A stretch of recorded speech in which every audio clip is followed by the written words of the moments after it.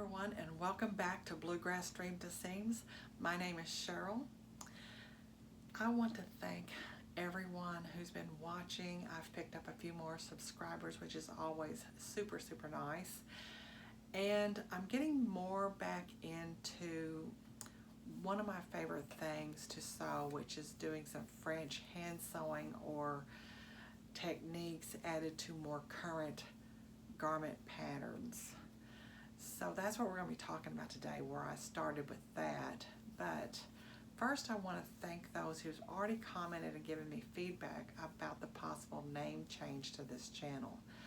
I really appreciated the feedback that I've received. A lot of people appear to like Bluegrass Dreams to Seams, but they also like the idea of sewing in the bluegrass.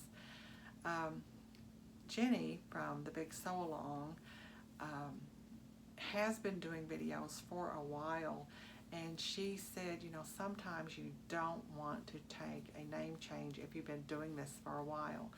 Now, I'm still young enough that I probably could do the name change, but that is something I definitely need to think about. She did like both titles, so thank you, Jenny, for that feedback. I really appreciate that. And then I had another person also, kind of a similar comment, but she doesn't do videos, although she did say she'd like to. I do encourage you to try. She liked both titles as well, but has grown accustomed to the Bluegrass and Dreams to Seams. So maybe I don't need to change my title either. That's one reason why we're out there. We can just ask and get feedback, and then we know which way to go. Okay, so on to what we're talking about today, which is the Ogden Cami. Now, this is not the first time I've made this cami. I made it before, and I made it just as is. Plain, simple, nothing thrown in extra. And the only thing I did was I lengthened the body a little bit. But certainly you could wear this cami with just shorts or pants or skirt, just as this girl has it styled here. I can remember when I was youthful, I used to do the same thing. I'm not doing that with this one. My camis are more worn as undergarments, but I did want to have a little bit of fun with it, adding some lace details, and that's exactly what I did. This was made out of a 1 yard piece of linen I found in my closet. So as you can see, I did play around with my laces. The very top one is a lace edging. This one here, the second one, is a French lace, and this looped one is a tated lace, and then you see where I did a gathered tated lace. Now, that scalloped gathered part did not come that way. It's a tated scallop lace, and you have to look for the thread that will allow you to gather it. So you're pulling on that single thread. It takes a bit to find which one, because there's usually 2 or 3 there that make the top edge of the lace, the straighter edge. And once you find the right one, it pulls right up. It took me probably 20-25 minutes to get that gathered up and kind of pinned in place. Once I got all these laces on, I did trim off any fabric so that this would be more sheer at the top. So all this fabric here was trimmed. Now, I did sew this one, the edge, down at 3/8 of an inch from the raw edge of the fabric. So then when the fabric was trimmed away, you can just barely see, back, you can just barely see any indication of the fabric. You zigzag over that with a pretty narrow zigzag to get that to where it will stay together like that. So I also put the lace edging on the back, as well as these little straps.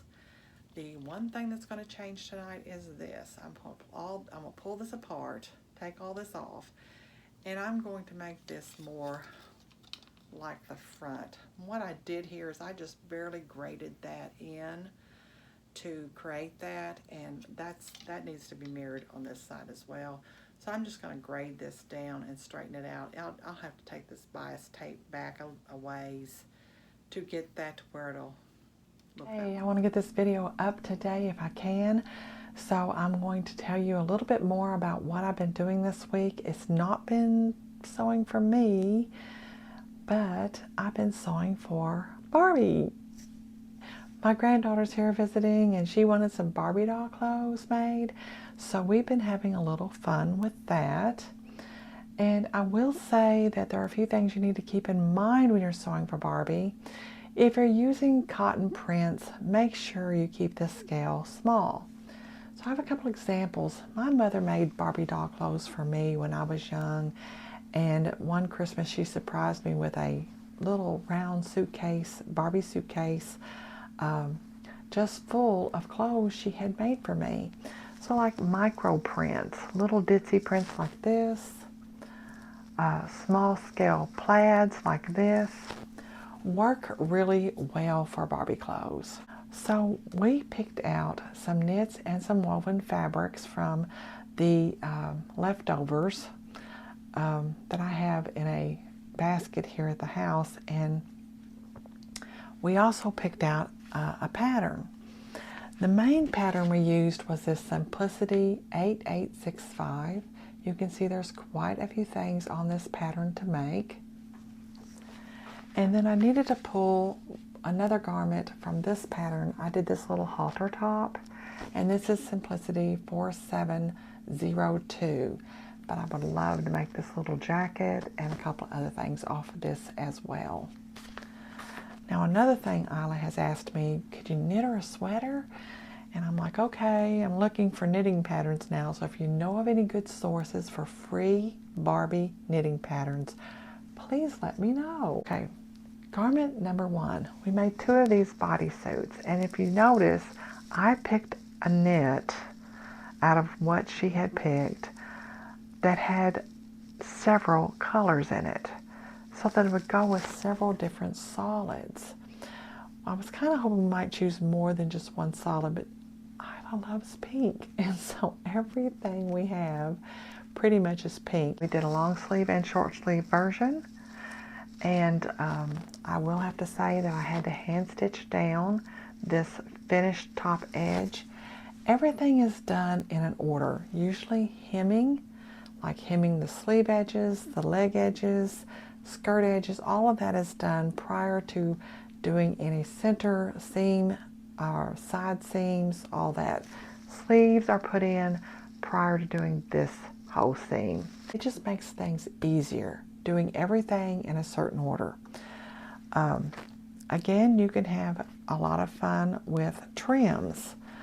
Like on this little skirt, I chose to use this little micro rickrack as a trim. The skirt, I'm trying to rework the back. It just needs a little snap is what I need to do. So those little teeny tiny snaps is what I've been sewing on. I'm sure that if you're really good with putting in snaps with a snap setter, like those plastic snaps, you could probably use those as well. I've used a lot of Velcro.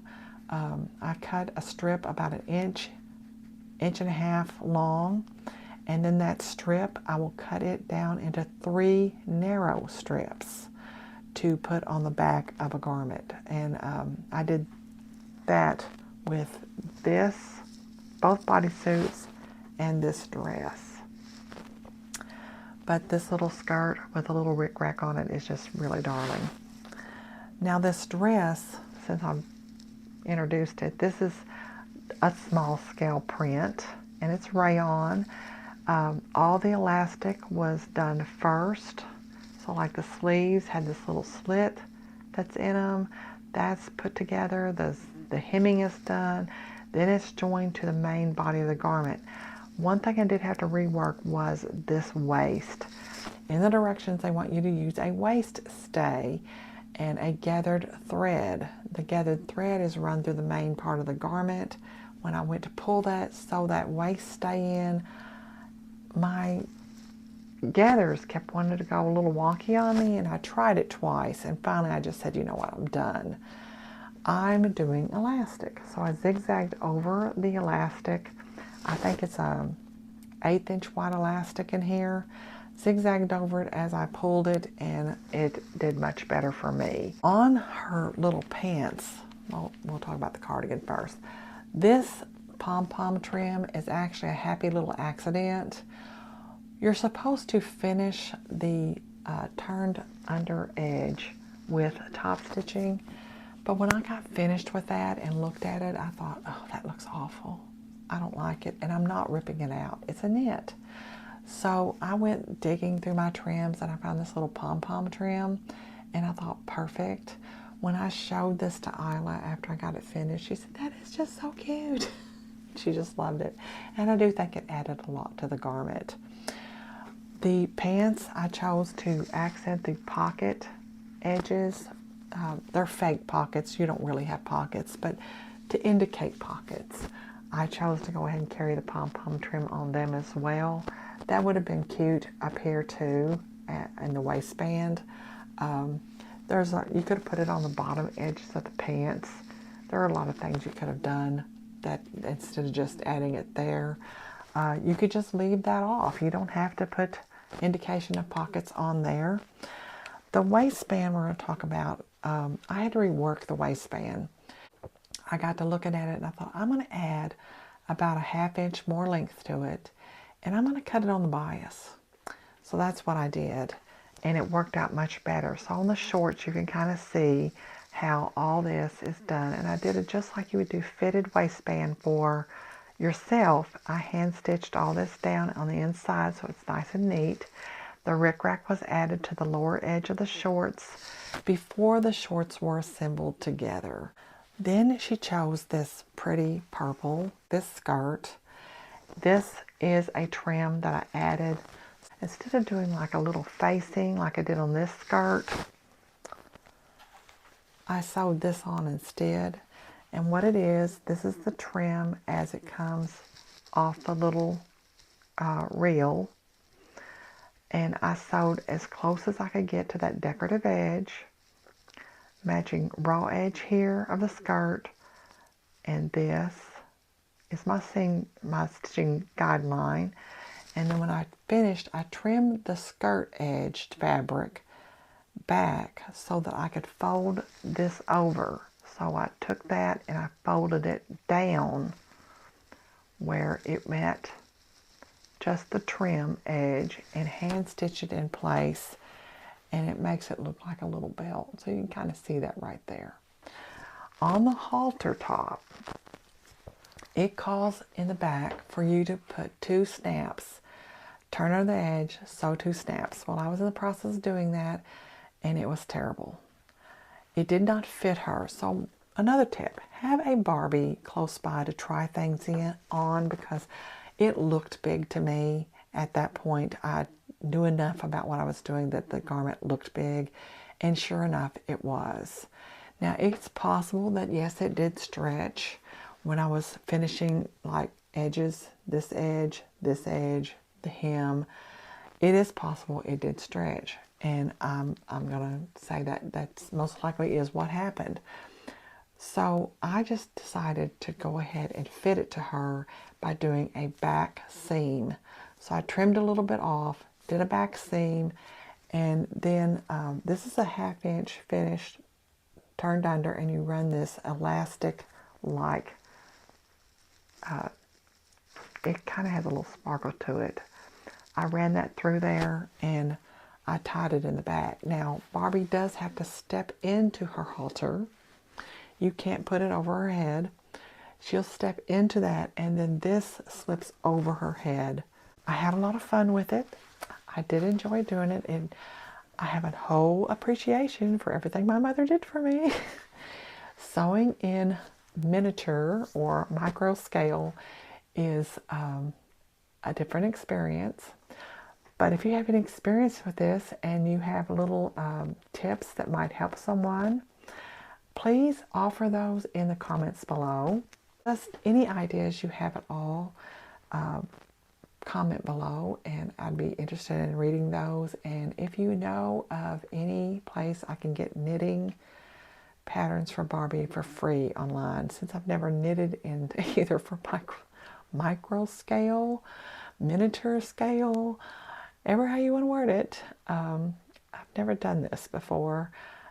I'd be interested in those as well. And thank you for joining me, and I hope you enjoyed this episode.